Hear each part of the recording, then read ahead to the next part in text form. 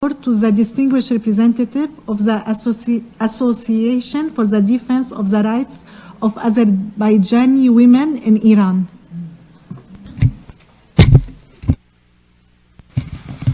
Thank you. Madam Chair, Excellencies, Association for the Defense of Human Rights of Azerbaijanis in Iran welcomes this important dialogue and stresses that access to justice for all women and girls cannot be realized without addressing the compounded barriers faced by those who experience discrimination on the basis of gender, language, ethnicity, and socioeconomic status.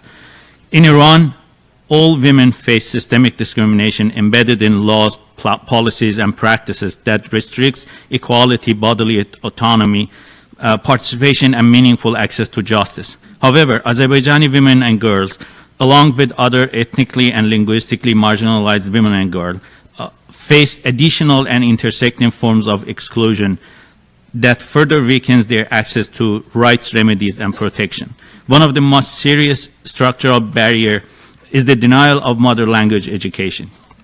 When Azerbaijani girls are deprived of education in their own language, the consequences extend far beyond the learning outcomes.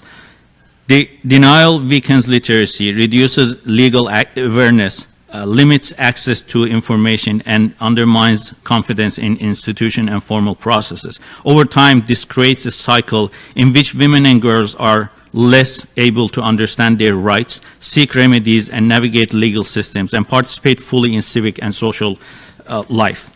The barriers have concrete and harmful consequences. Educational exclusion contributes to lower socioeconomic status and leaves women and girls more vulnerable to child and underage marriage, exploiting and coercive or self-serving interpretation of laws and religious norms. It also weakens access to legal protection, support systems, and reporting mechanisms that reduces participation in social networks and public decision-making spaces.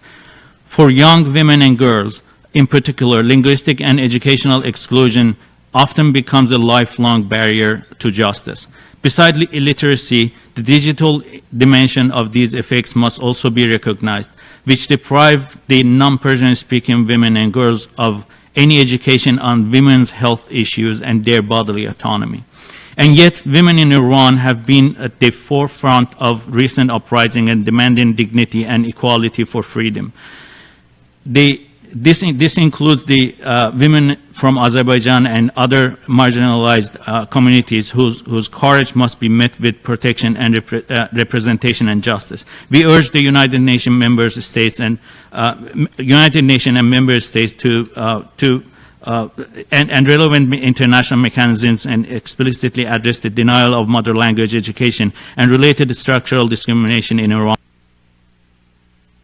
I thank the distinguished representative of the Association for the Defense of the Rights of Azerbaijani Women in Iran